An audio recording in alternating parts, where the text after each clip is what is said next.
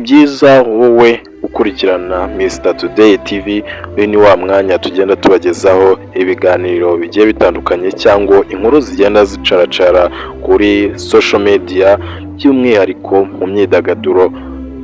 Muranzi ko najya nza hano kubabwira ubusa, muranzi ko inza mfite ikinzanye uyu munsi ku itariki ya 21 hashize amasaha makeya. Uwitwa Buri Kantu usanzwe akorana na Buri Nguni atawe muri yombi ashinjwa gukurikiranwa aregwa icyaha kigira giti. Uyu Buri Kantu atawe muri yombi nk'uko umuvugizi wa RIB Dr Murangira Bitseri yabisobanuye, avuga yuko hari abakobwa bari bamusuye ngo baganire uburyo bajya abigisha gushyiraho ibiganiro. Uyu Buri Kantu yasanzwe mu rugo nk'uko mureba kuri iyo foto, yambaye ikabutura ndetse arimo ubona nyine ko yari ari mu rugo, ndetse hariho yasanzwe uramubona ko yambaye ipingu.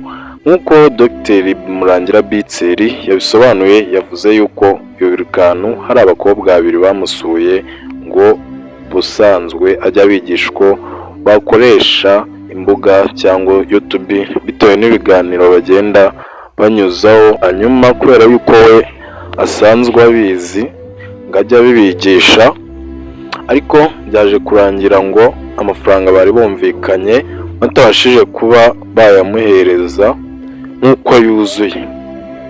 Abakobwa rero bakimara kubona yuko nta mafaranga yuzuye yabasabye bafite, uwitwa Buri Kantu yafashe icyemezo kigira giti ngomba kubakingirana, ntabwo muri busohokemo hano mutayamaye. Buri Kantu akibona bimeze gutyo yahise afata umwanzuro wo kubakingirana mu nzu ndetse ahita anigendera abasigamo.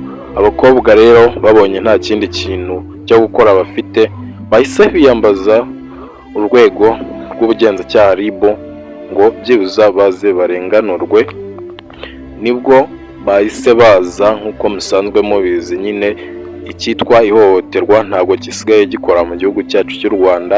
Nibwo baje bagahita muri yombi uwitwa Buri Kantu.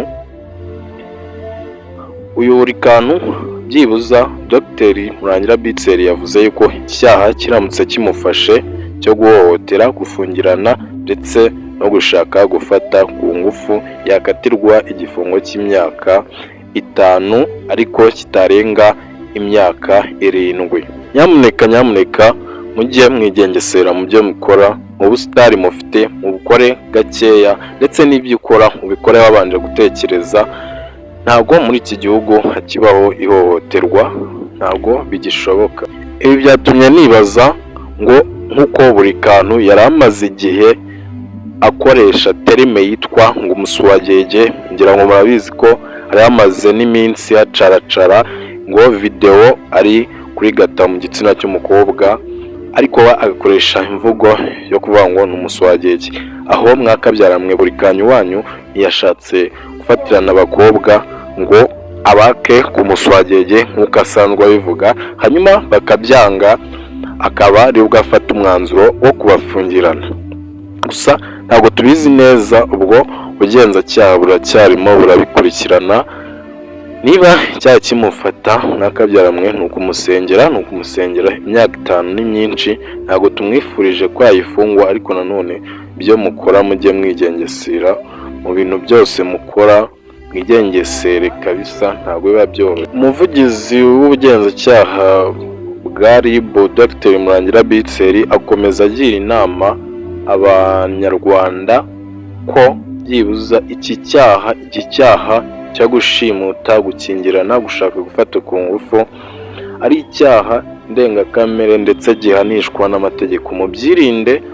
Turakomeza tubahe amakuru yerekeye kuri iri fungwa rya Buri Kantu. Ndagira ngo mbwire ngo kora subscribe niba ari bwo bwa mbere ugeze kuri uyu muyoboro wa YouTube channel yacu.